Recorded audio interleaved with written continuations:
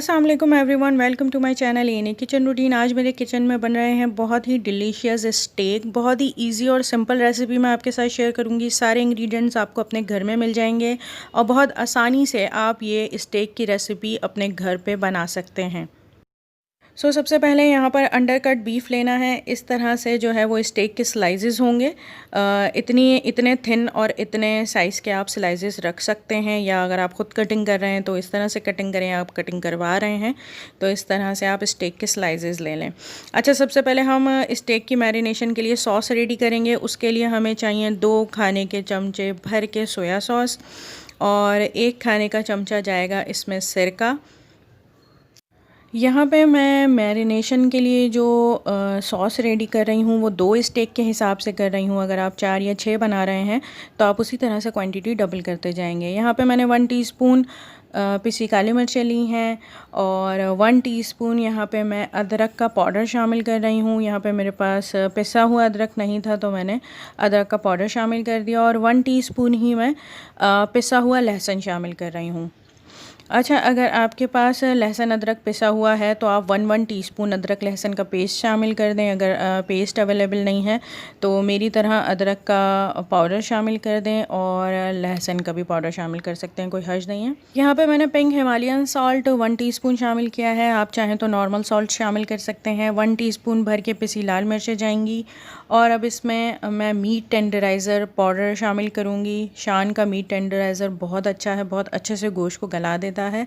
बहुत ही समझ लें 1/4 चाय का चमचा, या समझ लें आप 2 से 3 चुटकी मैं मीट टेंडराइज़र पाउडर शामिल करूँगी इसमें। और यहाँ पे 1 खाने का चमचा भर के मैं कनौर का चिली गार्लिक केचप शामिल कर रही हूँ, चिली गार्लिक सॉस कह लें।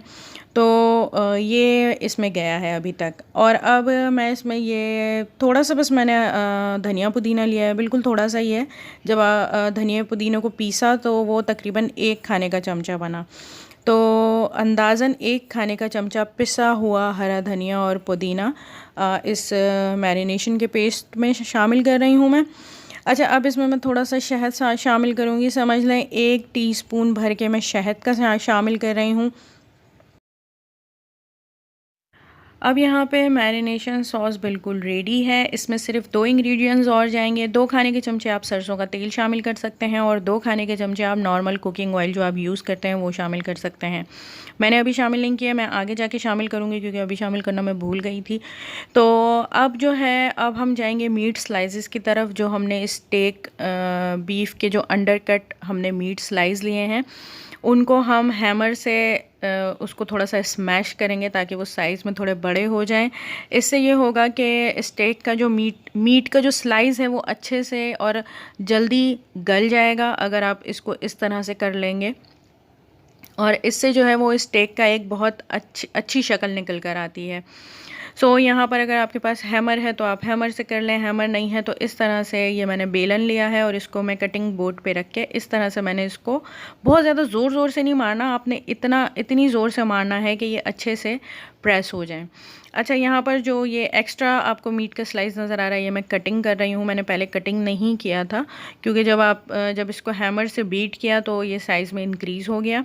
तो अब जो है वो एक्स्ट्रा स्लाइसेस जो थोड़ा सा चर्बी और छींचड़े वगैरह के साथ था वो मैंने हटा दिया। अच्छा, यहाँ पर इस तरह से जो मैं बहुत ही आपको ईजी तरीके से बता रही हूँ, क्या घर में हर कोई जो है वो इस रेसिपी को फॉलो करके बहुत ही डिलीशियस स्टेक बना सकता है। इस तरह से अब देखें, मैंने हैमर तो मेरे पास नहीं है, मैंने बेलन से इसको स्मैश किया है और इस तरह से ये साइज़ में डबल हो गए हैं। और अब मैंने जो मैरिनेशन का जो सॉस रेडी किया था उसमें मैं अच्छी तरह से इसको जो है ना वो मैरिनेट करके 2 घंटे के लिए रख दूँगी। कम से कम आपने 2 घंटे रखना है, 2 घंटे से कम मत रखें क्योंकि वो फिर वो जो फ्लेवर्स और सॉस है ना वो अच्छी तरह से गोश्त में रचेगा नहीं। अब यहाँ पे मैं दिखा रही हूँ कि मैंने अब ऑयल शामिल किया है क्योंकि मैं पहले ऑयल शामिल करना भूल गई थी। मैंने जैसे ही गोश्त को मैरिनेशन में के लिए रखा उसी के साथ ही मैंने यहाँ पे 2 खाने के चमचे सरसों का तेल और 2 खाने के चमचे नॉर्मल जो कुकिंग ऑयल हम यूज़ करते हैं वो शामिल किया है। मैं अच्छी तरह से इसको दोबारा से मिक्सअप कर रही हूँ ताकि सब इंग्रेडिएंट सब चीज़ें अच्छी तरह से मिक्सअप हो जाएं और गोश्त के ऊपर सब कुछ अच्छी तरह से लग जाए। अब मैं इसको ढक के 2 घंटे के लिए रख दूँगी। मैंने यहाँ पे तकरीबन 3 घंटे के लिए रखा था। 2 घंटे से ज़्यादा टाइम हो सकता है, लेकिन 2 घंटे से कम टाइम मत कीजिएगा। कम से कम 2 घंटे के लिए गोश्त को मैरिनेशन का टाइम दें ताकि जो सारे फ्लेवर्स हैं ना वो अच्छी तरह से गोश्त में आ जाएँ।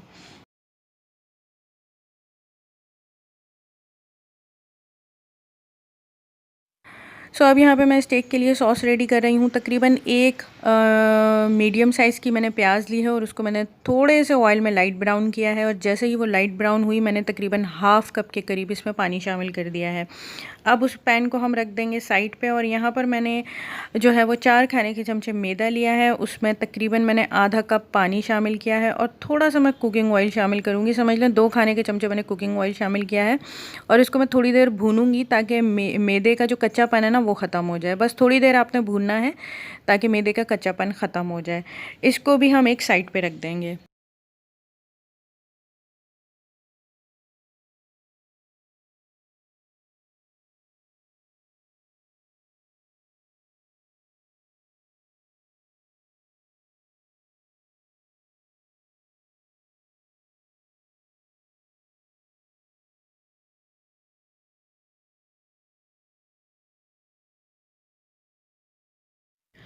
अब जो प्याज पहले फ्राई किया था और उसमें आधा कप पानी डाला था, अब उसमें आपने जो है ये मैदे का जो भुना पेस्ट है ये शामिल करते जाना है। 2-2 3-3 चम्मच करके शामिल करना है, क्योंकि हमें एक मखसूस कंसिस्टेंसी चाहिए और बिल्कुल धीमी आंच पे पकाना है।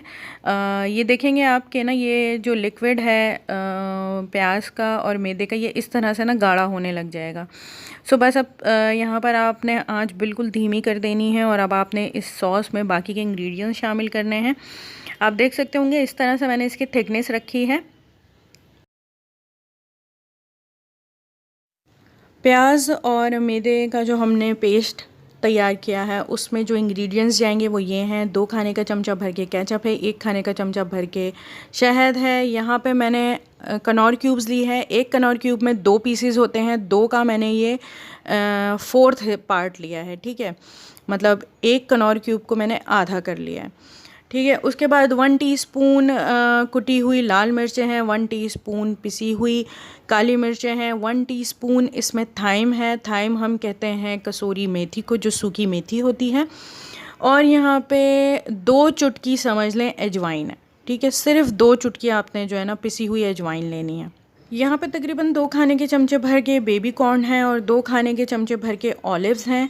ये ऑप्शनल हैं, आप चाहें तो इस्तेमाल करें चाहें तो मत करें। बेसिकली ये ऑलिव और कॉर्न के बगैर भी बन सकता है, लेकिन मेरे पास अवेलेबल थे तो मैंने इसमें ऑलिव और कॉर्न भी शामिल कर दिए। इससे ये कि टेस्ट मज़ीद डेवलप हो जाता है। अब इसमें जाएगा सोया सॉस भी जाएगा और विनेगर भी जाएगा। विनेगर यहाँ पे तकरीबन 1 चाय का चमचा जाएगा और सोया सॉस तकरीबन 1 से 1.5 खाने का चमचा जाएगा। नमक मैं इसमें बिल्कुल भी शामिल नहीं कर रही। नमक जब ये पेस्ट रेडी होगा, ये सॉस रेडी होगा, उसके बाद हम टेस्ट करेंगे। उसके बाद हमें नमक अगर कम ज़्यादा लगेगा तो हम कर लेंगे, क्योंकि यहाँ पे मैं कनौर क्यूब भी शामिल कर रही हूँ और सोया सॉस भी शामिल कर रही हूँ। ये दोनों चीज़ें ऑलरेडी नमकीन होती हैं, तो इससे हमारी नमक की जो ज़रूरत है वो ख़त्म हो सकती है। अब यहाँ पर आप देख लें कि मैंने 1 खाने का चमचा सोया सॉस शामिल किया है और 1 खाने का चमचा ही मैं सिरका शामिल कर रही हूँ। और जो मैंने अभी आपको इंग्रेडिएंट्स दिखाया वो सारे इंग्रेडिएंट्स मैं इसमें शामिल कर दूँगी। बिल्कुल धीमी आंच पे मैं इसको भूनूँगी ताकि सारे जो मसाले और सारी जो चीज़ें हैं वो अच्छी तरह से जो है ना वो एक दूसरे के साथ टेस्ट जो है ना, जो फ्लेवर जो है वो एक दूसरे का आपस में आ जाए। बस थोड़ी सी देर इसको भूनना है, तकरीबन आप लगा लें 5 मिनट या 4 मिनट। मसाले शामिल करने के बाद आपने 3 से 4 मिनट आपने इसको भूनना है, बहुत ज़्यादा नहीं भूनना। इसी में ही आपका जो सॉस है वो बहुत अच्छे से रेडी हो जाएगा। अब यहाँ पे आप देख सकते होंगे कि मैं इसको भून रही हूँ। अब थोड़ी देर भूनने के बाद बिल्कुल लास्ट में जो है मैं इसमें ऑलिव और कॉर्न शामिल करूँगी, क्योंकि कॉर्न और ऑलिव शामिल करने के बाद आपको ज़्यादा देर नहीं पकाना।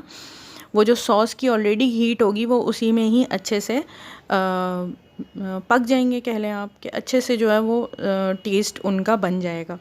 सो यहाँ पर अब जो है ये सॉस बिल्कुल रेडी है, चूल्हा बंद कर देना है। चूल्हा बंद कर कर अब मैं इसमें ऑलिव और बेबी कॉर्न शामिल करूँगी। उसके बाद हमारा ये स्टेक का जो सॉस है वो बिल्कुल रेडी हो जाएगा। यकीन माने बहुत मज़े का ये सॉस बनता है। आप ये रेसिपी एक बार ट्राई करेंगे तो ज़रूर मुझे दुआएं देंगे। बहुत ही इजी और सिंपल रेसिपी मैंने आपके साथ शेयर की है। बहुत ही यमी ये स्टेक बनता है। इस रेसिपी को ज़रूर ट्राई कीजिएगा, मुझे कमेंट बॉक्स में बताइएगा। सो अब यहाँ पर ये देखें, ये सॉस ऑलमोस्ट रेडी है। अब मैं इस सॉस के साथ कुछ नहीं करने वाली। अब हम जाएंगे अपने थर्ड स्टेप की।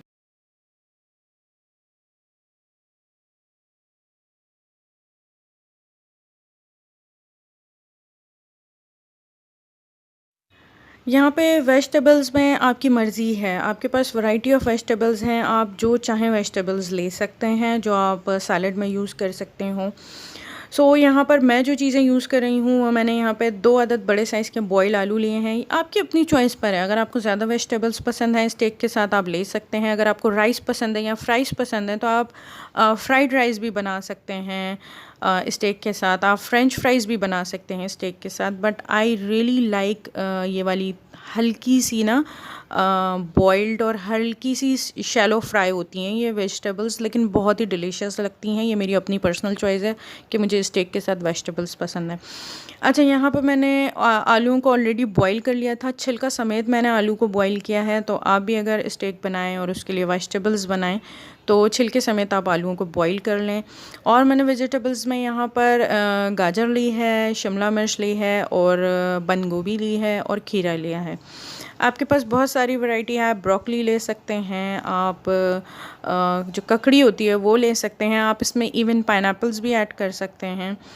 और कौन सी वेजिटेबल्स हैं जो मोस्टली सैलड में यूज़ होती हैं, आप वो सारी वेजिटेबल्स ले सकते हैं। और अब यहाँ पे आप देख सकते होंगे कि मैं आ गई हूँ स्टेक को पकाने की तरफ। स्टेक पकाने के लिए आपने सबसे पहला काम क्या करना है, अगर आप ग्रिल पैन में बना रहे हैं या अगर आप तवे पे बना रहे हैं तो ग्रिल पैन या तवे को अच्छी तरह से आपने हीट अप कर लेना है। ठंडे तवे पे नहीं आपने पहले से स्टेक डालना। और स्टेक की जो एक और बात है वो आपने लो फ्लेम पे नहीं बनाना, आपने हाई फ्लेम पे नहीं बनाना। स्टेक आपने बनाना ही मीडियम फ्लेम पर है। तो मीडियम फ्लेम रखकर आपने स्टेक को बनाना है। स्टेक बनाने में आप समझ लें 14 से 15 मिनट लगेंगे। एक साइड समझ लें 6 से 7 मिनट आपने एक साइड को फ्राई करना है, 6 से 7 मिनट आपने दूसरी साइड को फ्राई करना है। उसके बाद आपका स्टेक जो है वो बिल्कुल रेडी हो जाएगा। यहाँ पे एक बात ध्यान में रखें, मैंने स्टेक में मीट टेंडराइज़र पाउडर डाला था तो ये भी जो है वो गोश्त को अच्छी तरह से गला देगा। अच्छा, एक है कि स्टेक में ये है कि आपको हाफ़ डन स्टेक पसंद है या फुल या वेल डन पसंद है, तो ये आपकी अपनी चॉइस पर है। यहाँ पाकिस्तान में तो मोस्टली वेल डन ही खाया जाता है, जो अच्छी तरह से गोश्त जो है वो टेंडर हुआ हुआ होता है। तो मुझे कम्प्लीटली वेल डन पसंद है। अब आप यहाँ पे देख सकते होंगे कि स्टेक जो है वो पक रहा है। ये आपने समझ लें घड़ी जो है वो सामने रख लेनी है। 6 मिनट आपने एक साइड को पकाना है, फिर 6 मिनट आपने दूसरी साइड को पकाना है। और जो इसका जो मैरिनेशन का सॉस हमने रेडी किया हुआ था, अगर उसमें से थोड़ा सा बच जाता है तो वो भी आप इसके ऊपर फैला के डाल दें। फिर थोड़ी देर 1 मिनट पकाएं, फिर दूसरी साइड पे 1 मिनट पकाएं। इससे ये है कि और अच्छा फ्लेवर हो जाता है, क्योंकि जब आप पका रहे होते हैं गोश्त भी अपना पानी छोड़ता है, पकने लगता है। थोड़ा सा जो ये मसाला है वो भी तवे पे जाके थोड़ा सा मतलब तवे पे रह जाता है। तो ये है कि अगर आपके पास एक्स्ट्रा सॉस थोड़ा सा बच जाता है तो वो आप इसके ऊपर पकाते समय आप शामिल कर सकते हैं, लेकिन 6 से 7 मिनट बाद आपने इसके ऊपर एक्स्ट्रा सॉस लगाना है। 6 से 7 मिनट आपने बिल्कुल नहीं छेड़ना। दोनों स्टेक को आप टाइम दें पकने के लिए। 2 बना रहे हो, 4 बना रहे हो, जितने भी बना रहे हो उस हिसाब से आपका टाइम डिवाइड हो जाएगा। सब आप यहाँ पे देख सकते होंगे मेरा जो सॉस थोड़ा सा बचा था वो जब मैंने 6 मिनट बाद एक साइड को पलटा तो उसके बाद मैंने उस सॉस को लगा दिया उस साइड पर। सो अब यहाँ पे तकरीबन मेरा 14 टू 15 मिनट्स में ये जो स्टेक्स हैं वो बिल्कुल रेडी हो गए थे। वेजिटेबल्स भी मैंने ऑलमोस्ट रेडी कर ली थी और मेरा जो स्टेक का सॉस है वो भी ऑलमोस्ट रेडी था। बस जैसे ही ये स्टेक्स पकेंगे उसके बाद इनको बाकी चीज़ों के साथ सर्व किया जाएगा।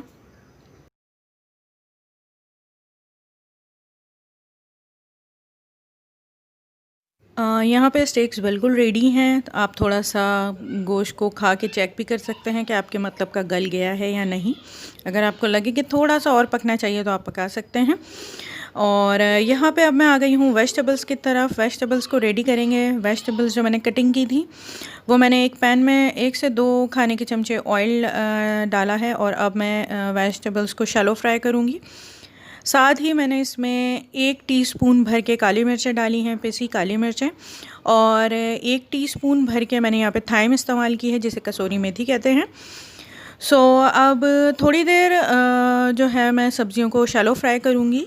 उसके बाद बिल्कुल लास्ट में मैं बॉयल आलू इसमें शामिल करके इसको अच्छी तरह से मिक्स करूँगी। सब काम जो है वो हाई फ्लेम पे होगा, लो फ्लेम की बिल्कुल ज़रूरत नहीं है यहाँ पर।